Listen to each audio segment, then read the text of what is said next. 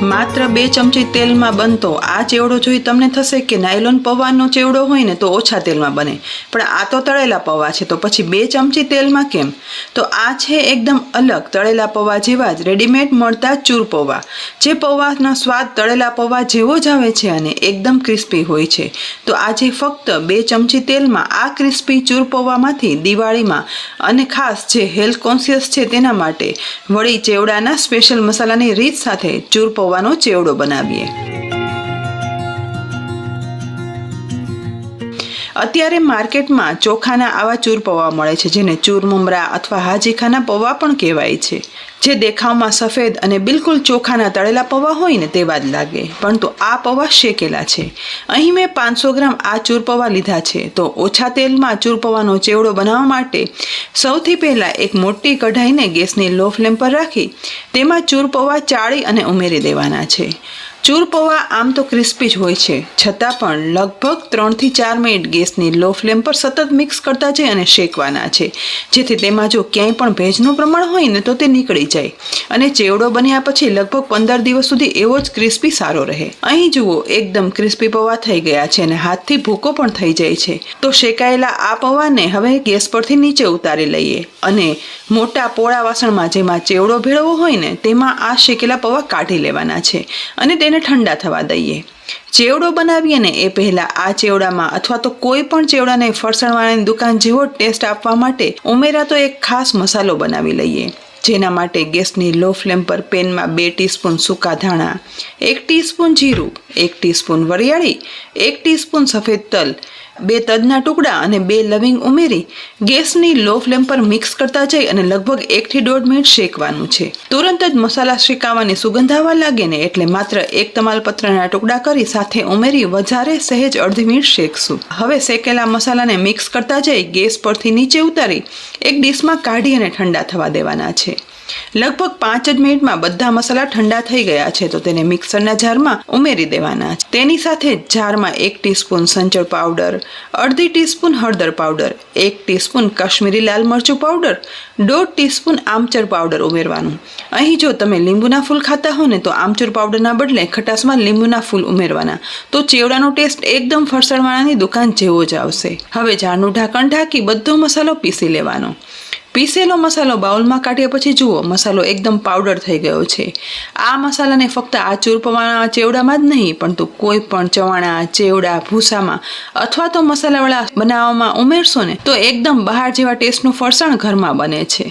હવે ચૂર પૌવાનો ચેવડો બનાવવા માટે બીજી સામગ્રીમાં 20 થી 25 નંગ કાજુના ફાડા લેશું, સાથે સૂકા કોપરાની આ રીતે ચિપ્સ બનાવી લેવાની, જે પસંદગી પ્રમાણે અડધો કપ અથવા 1 કપ ઉમેરી શકાય છે। તેની સાથે કાચા સિંગદાણા અડધો કપ લીધા છે અને 3 ટીસ્પૂન દાળિયાની દાળ લીધી છે। ચેવડામાં જે પ્રમાણે તીખાશ પસંદ હોય ને તે પ્રમાણે તીખા લીલા મરચાં ઉમેરવાના।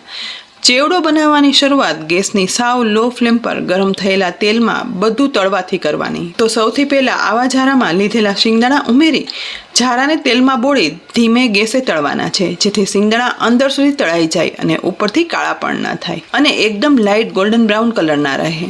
લગભગ 3 મિનિટ સુધી આ રીતે ગેસની લો ફ્લેમ પર ચલાવી અને પછી જુઓ શિંગદાણા ક્રિસ્પી કડક તળાઈ ગયા છે, ઉપરના ફોતરામાં પણ ક્રેક પડવા લાગી છે। તો તળેલા આ શિંગદાણાને તેલમાંથી નિતારી અને શેકેલા ચૂર પૌવા ઉપર ઉમેરી દેવાના।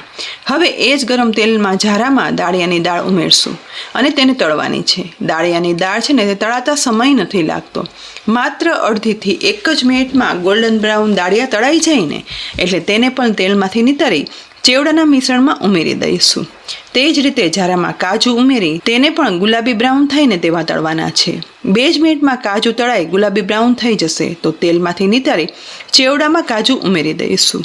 હવે રહ્યા કોપરાની ચિપ્સ, તો આ કોપરાની ચિપ્સને પણ જારામાં ઉમેરી દઈ અને આ જ રીતે લગભગ અડધો મિનિટ તળી લેવાની, કારણ કે કોપરાની ચિપ્સ તુરંત જ તળાઈ જાય છે। તેલમાંથી કાઢી નિતારી અને ચેવડામાં બધા મસાલા સાથે ઉમેરી દેવાની।